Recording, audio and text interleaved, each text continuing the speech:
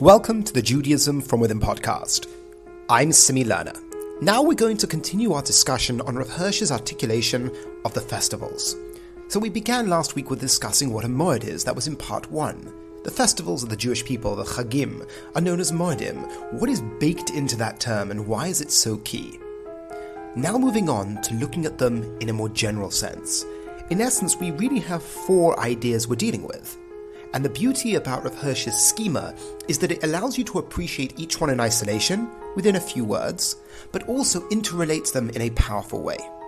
So, once again, what we're going to do is we're going to speak about the 4 festivals. I mean, traditionally it's 3, but Shmini Atzeres is also part of the gig. So, we have Pesach, Shavuos, Sukkot, and Shmini Atzeres. Those are the 4 that we are going to deal with. They have national significance, and they also have sort of natural significance from the point of view of the turning of the seasons. So what we're going to do, so we know where we're going, is we're going to talk about these 4 events. We're going to talk about them from their historical, seasonal, and transformative or spiritual perspective. What do they mean to invoke? And then we will talk about their relationships. And the reason why this is so key is because, unlike Shabbos and Yom Kippur, Shabbos which was propelling us forward, Yom Kippur which was reflecting on the past, the Chagim sort of play a middle ground between these two. At some points they're talking about the beginnings, the inceptions, and some they're talking about the preservation and holding towards a future. And as Jews we oscillate between these two sides. Of course, as free-willed agents, we are focused on the future, of what we should do, how we could act. But the festivals invoke both of these principles within us. Because you can only move forward if you're coming from a solid foundation. And the educational experience of going through a Jewish year with these principles at the forefront of your mind, you become a different person for it. So we have Pesach, Shavuos, Sukkot, and Shmini Atzeres. Their historical significance. Well, historically, they are the emergence of God in history. They are times where God took a stand in history. But now let's play it out, and you'll already see the pattern emerge. The notion of creation. Pesach is where we were created. That's where our peoplehood began. We released from Egypt through the hand of God. That is where the creation of our physical existence took place. Us as a distinct people, not a caste or a lower rung of society of the Egyptian culture. No, we became a distinct people. God took us out. When you extract something from a whole, you create a new category. Our physical creation. Shavuot, our spiritual creation, the notion of mission and purpose and task, was given to us at Har Sinai, where God gave us the Torah. We entered into covenant with God. So you have the notion of creation. Creation as a people, but also the creation of the Spirit. The Spirit in the terms of mission and task and purpose. But now you have preservation. We have Sukkot. What preserved us physically? That's given over by the festival of Sukkot, when we go into a hut to remind us or embody God's guidance and God's preservation of our existence from a physical standpoint. And Shmini Atzeres, which gives rise to the preservation of the spirit of the Jew. Atzeres means to gather in. It comes at the end of the festivals before the winter starts. This is the Atzeres, the extra. It's why in Chutz La'aretz it's referred to as Simchas Torah, where we celebrate the law. The historical connection between Sukkot and Shmini Atzeres and the desert is established by tradition, but once that assumption's made, which is how we experience the festivals as Jews, this pattern falls in beautifully.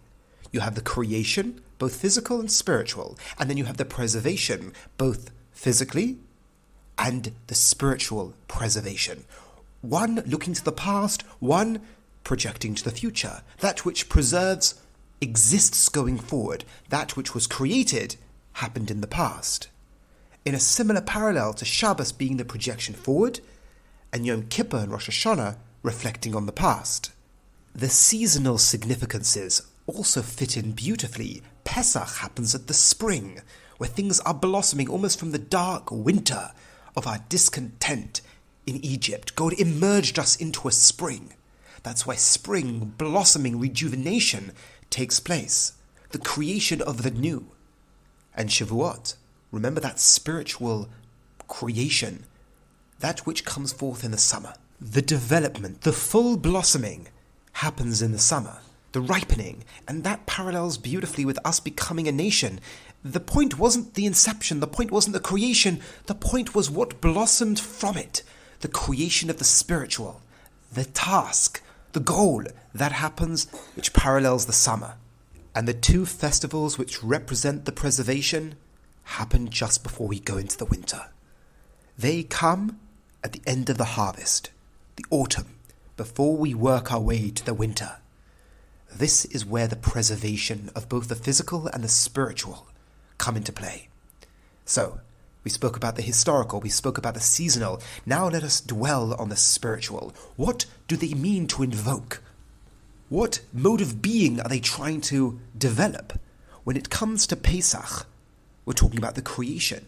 It illustrates that God is both in nature and in history. God exists in both, and God plays a part in both. God redeemed us. This invokes loyalty and love of God.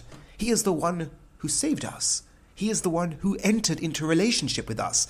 That is the first step that Pesach represents. The love of God, the loyalty towards God, but primarily what we call Avas Hashem is supposed to be developed. When it comes to Shavuot, it's the law, it's the task, it's the other side of the coin, it's the expectation, it's the ought. Any task, any yoke, any purpose can be heavy. This brings to mind Yiras Hashem, fear of God, because God is also the judge. God is the judge who has called us on a mission, and whenever you're called on a mission, or you describe a purpose or a goal, you create a judge. You create that which expects of you. And Yiras Hashem, not in the childish trembling of fear that you're going to get hit, but the realization of your purpose, the magnitude of your purpose, evokes Yiras Hashem, fear of God. So you have love of God, fear of God. Now we move into the mode of the preservation of the Jewish people physically. That is known as trust.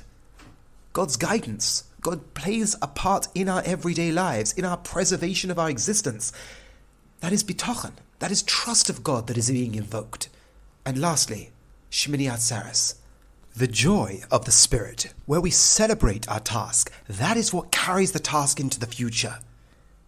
That is joy, simcha. So we have love, fear, trust, and joy. The emotions, the mode of relationships, the aspects of existence for a Jew being articulated. The joy of Shmini Atzeres, where we celebrate the law, where we look at the law as being part of our lives and we celebrate. That is what preserves it in our lives, and that's what preserves it going into the future. So we've had our three principles. The first was the historical, the natural from the point of view of the seasons. Lastly, what they mean to invoke in us, what they mean to transform from within ourselves. And the relationships between them now emerge. The purpose of the actual creation was lived out in Shavuos. Pesach reached its zenith with Shavuos. But in a parallel way, Sukkot, our physical preservation, has meaning only if it's living out its task, if the task is being preserved, given over by Shmini Atzeres. And you constantly oscillate between the task and the living the task out in life, the projection to the future and the reflection on the past, where we're going in life and how we examine life. So I hope this gave a fuller image of what the festivals are, both historically and agriculturally, but also how they call on us, but more importantly, the pattern that we see emerge. Once we see a pattern, we can relate to these festivals and these seasons in our active life. And that is the purpose. The purpose is for this to be transformative. Thank you so much for listening. Have a lovely week.